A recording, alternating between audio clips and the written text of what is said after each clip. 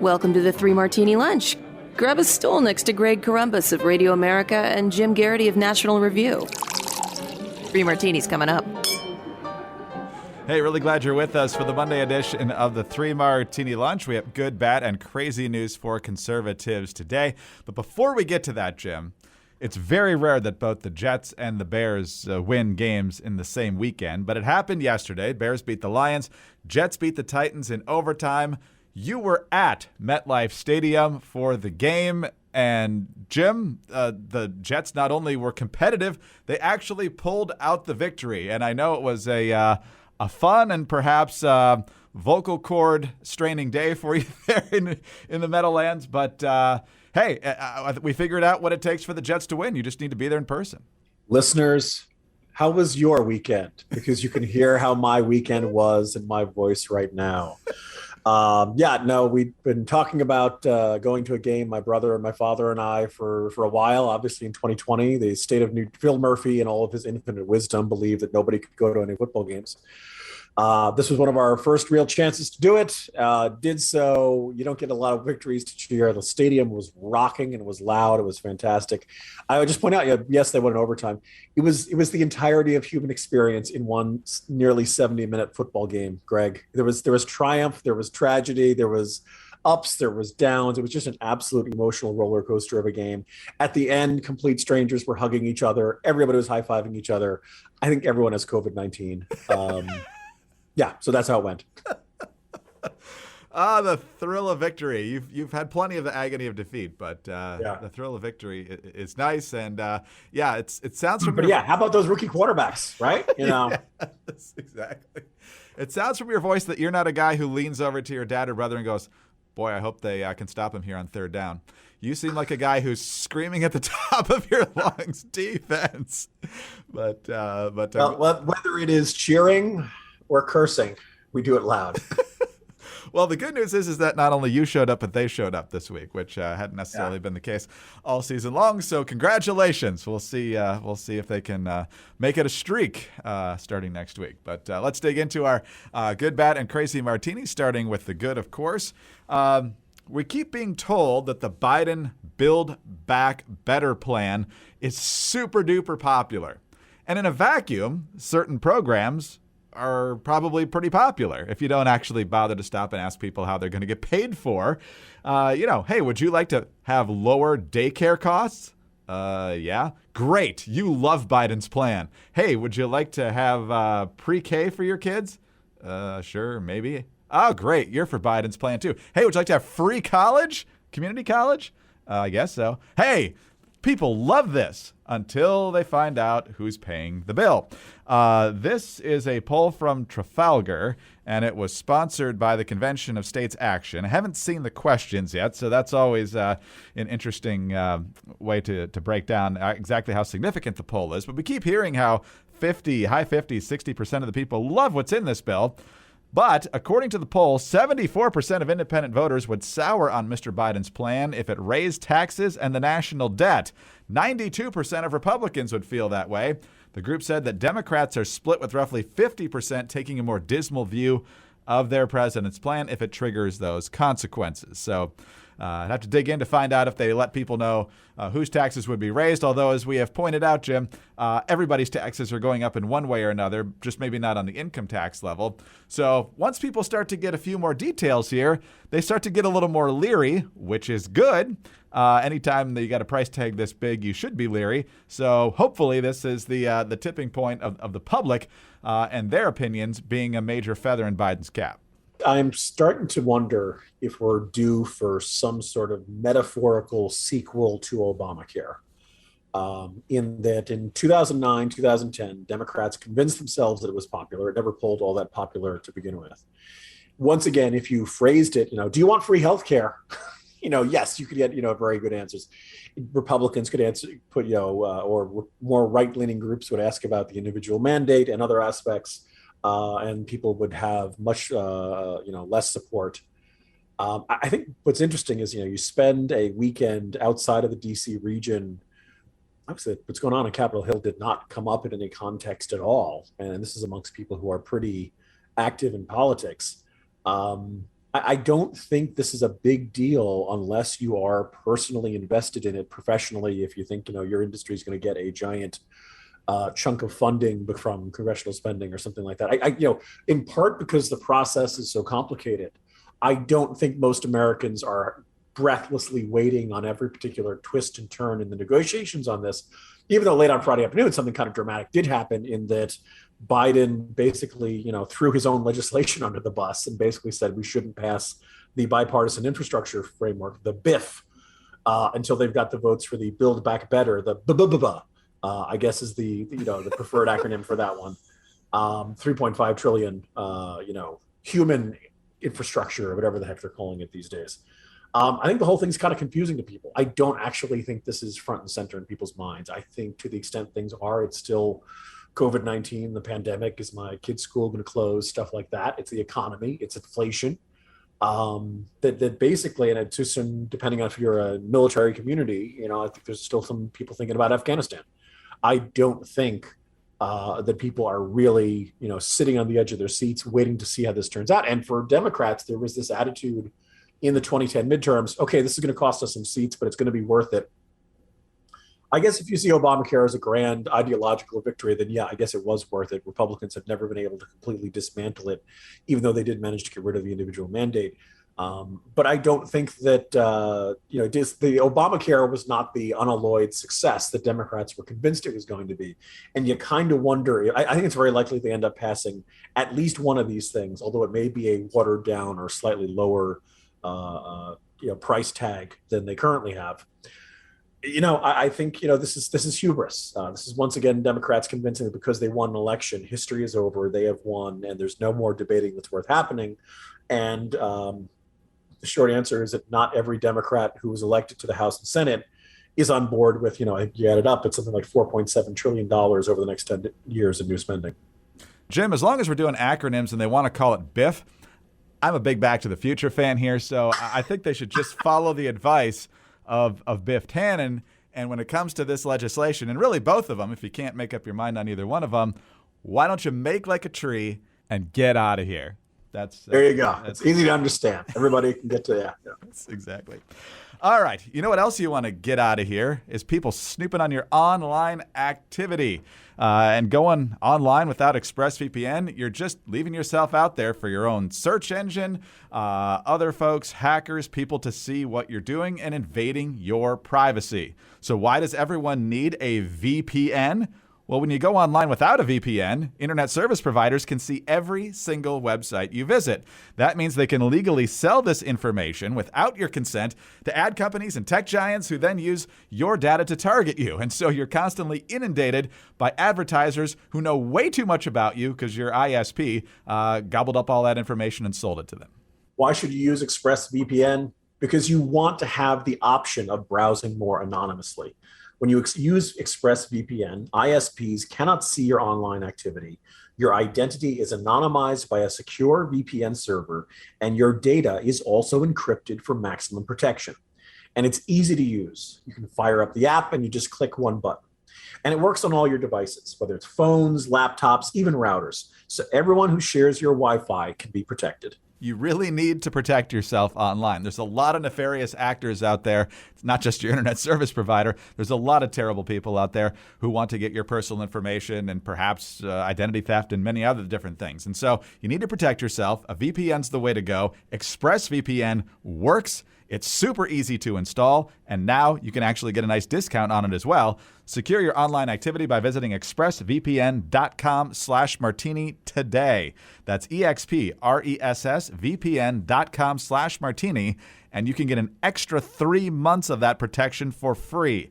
expressvpn.com/martini. All right, Jim, let's move to our very bad martini here. And as we watched the pathetic U.S. withdrawal from Afghanistan, we said the U.S. is projecting weakness here. Adversaries are paying attention, and it's not going to be long before they're trying to test us and see if we're going to be just as weak when it comes to their ambitions, whether regionally or globally. And one of the ones we mentioned, of course, was China and their ambitions as it related to Taiwan. We certainly watched their aggressive takeover of Hong Kong. So one of the things we're watching is China saber rattling. We had the Chinese state media on social media a few weeks back talking about how, hey, we're going to be sending jets over your way, and we're pretty much going to be sending the message that resistance is futile. Well, that's what they're doing now. This is Reuters. China blamed the United States on Monday for increased tensions over Taiwan and vowed to smash, that's in quotes, any separatist plots as the island reported the largest ever incursion by China's Air Force into its air defense zone at 52 aircraft. China claimed Taiwan has complained for a year or more of repeated missions by China's Air Force near the democratically governed island, often in the southwest part of its air defense zone, close to the Taiwan-controlled Pratas Islands. But since Friday, when China marked its National Day, the country has embarked upon a massive ramping up of its missions, with almost 150 aircraft flying into the defense zone over the space of 4 days. The latest mission included 34 J-16 fighters and 12 nuclear-capable H-6 bombers, which all flew in an area in the vicinity of the Pratas Islands, according to a map provided by the ministry. Taiwanese fighter jets scrambled to warn away the Chinese planes, while missile systems were deployed to monitor them.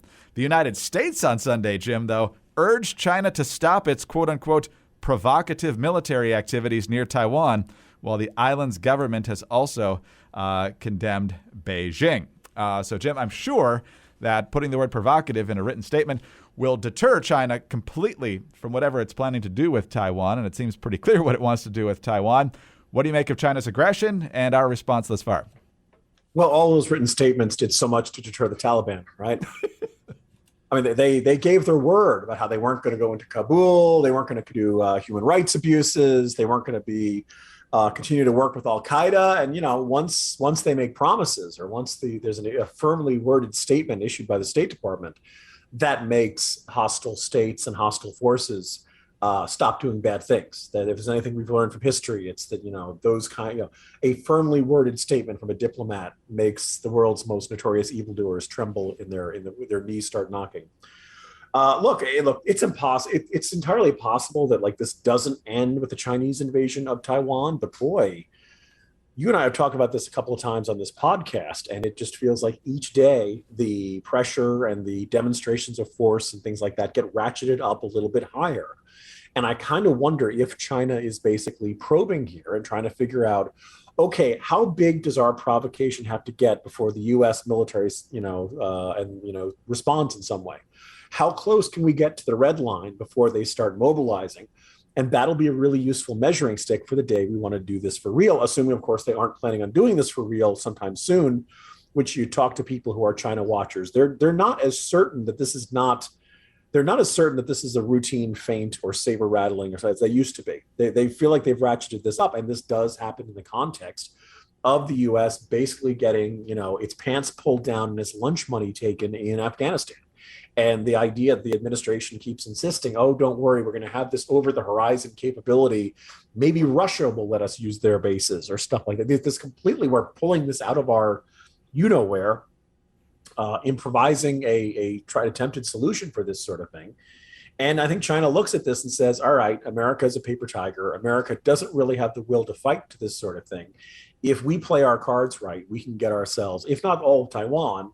I think in a past podcast, I've talked about these two islands that are actually geographically closer to China that it sounds like would be very effective tripwires or very effective ways to demonstrate this would be step one.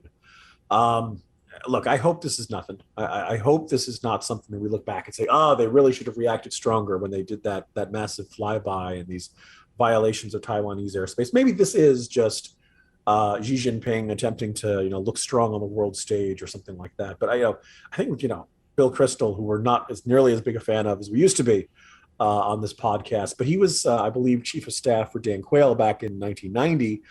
And he says he remembers hearing the intelligence briefings in the summer of 1990 assuring him that the buildup of Iraqi forces on the border with Kuwait was a feint. It was saber rattling. It was nothing to worry about. And of course, Saddam Hussein invaded Kuwait. So you never really know what's going on in the decision making of another country like that. It's certainly is an ominous indicator. And I hope people are taking this very, very seriously, because right now there's very little indication that the Biden administration itself is paying that much attention to tensions between China and Taiwan. Jim, they're obviously, like you said, going to be looking to see how the U.S. responds to this, but I think they kind of know where Biden is going to be in terms of intensity on this when you look at the reaction to the virus, right? I mean, whether it came from a lab, whether it's denouncing China for lying, which is definitely true in the early weeks and months of the pandemic, there's been no repercussions other than the people who called it the China virus being called, xenophobic at the time. So we had that big intelligence review that was supposed to be a big deal, and then nothing happened. Exactly. So, I mean, how afraid of this administration could China possibly be at this point? And their last phone call was all about Biden trying to figure out ways they could work together. So it's obviously not a lot of stress right now on the part of Xi Jinping, unfortunately. All right. But if you have stress, best way to get rid of that stress, a lot of different ways, of course, but getting good sleep. And there's nothing better than slipping into bed with soft, comfortable sheets at the end of a long day. And now MyPillow wants you to sleep better with their Giza Dream Sheets. We've talked about the pillows, we've talked about the towels, we've talked about the slippers a lot in the last couple of weeks. Really quality products from MyPillow. Mrs. Columbus and I, definitely our favorite sheets, the Giza Dream Sheets. They're soft, they're comfortable, and they're just very, very high quality. And for a limited time, buy one, get one free on any Giza Dream Sheets. Imagine sliding into the most comfortable sheets you will ever own, guaranteed. They're made from the world's best cotton, grown only in a region between the Sahara Desert, the Mediterranean Sea, and the Nile River. Its long staple cotton makes these sheets ultra soft and breathable. They're available in a variety of colors and sizes. They're machine washable, and they come with a 60-day money-back guarantee, as well as a 1-year limited warranty. So for a limited time, you can buy one, get one free on all Giza Dream Sheets. Go to MyPillow.com, click on the radio listener square, and use the promo code Martini at checkout. Or call 800-874-0104 and find deep discounts on all MyPillow products, including the MyPillow mattress topper, MyPillow towel sets, and so much more.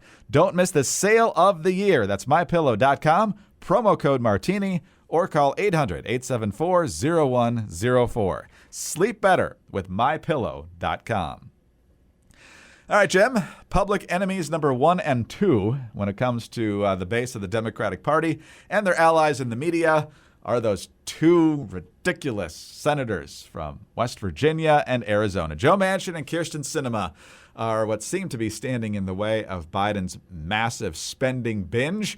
And, of course, the Democratic base is always so tolerant and reasonable and wants to talk it out to figure out why they aren't on board with this thing. Yet, no, they're constantly haranguing them and denouncing them. And for Kyrsten Sinema, it got really weird this weekend. She was in Arizona for a number of reasons. I think she had a fundraiser there, but I think she had some other things on her schedule as well.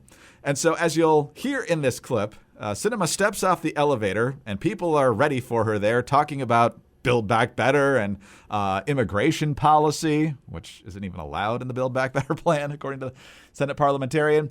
But she says, hey, I'm leaving, and then heads to the ladies' room where you would think the activists, especially the guy, would probably cease and desist at that point. But no. Here's what happened Saturday in Arizona. Sinema, we want to talk to you real quick. Can we talk to you real quick? Hi, actually, I am heading out. Right now is a real moment that our people need in order for us to be able to talk about what's really happening. We need a Build Back Better plan right now. We knocked on doors. We need. They're in the bathroom now. Build Back Better plan. We have the solutions that we need. We knocked on doors for you to get you elected, and just how we got you elected, we can get you out of office if you don't support what you promised us. We need 7 million citizenship for 7 million. We need the Build Back Better plan right now. My name is Blanca. I was brought here to the United States when I was 3 years old. And in 2010, my grandparents both got deported because of SB 1070. And I'm here because I definitely believe that we need a pathway to citizenship. All right, Jim, that happened on Saturday. Guess in the minds of the left who the hero is here and who the villain is. The hero is Blanca, the person and her friends who chased Kyrsten Sinema into the ladies' room to denounce her about her reluctance to support this legislation and for apparently not doing enough in their minds on immigration. You even got some pro-amnesty groups retweeting this out, saying, Blanca's the hero here and Sinema's got to get her act together. If this had been, a Republican chasing a Democrat, or it had been, a moderate Democrat confronting a liberal Democrat, the reaction in the press would have been, titanically different. Everyone listening to this podcast probably has someone either in politics or in life who, if they don't see as their nemesis, their arch enemy, just they're representative of everything they cannot stand. I'm going to throw out the bin Ladens of the world, the terrorists, people who have literal blood on their hands. But let's just say there's somebody who you see as everything wrong with American politics, everything wrong with American values, everything for the person who's kind of gets rewarded when they really shouldn't be.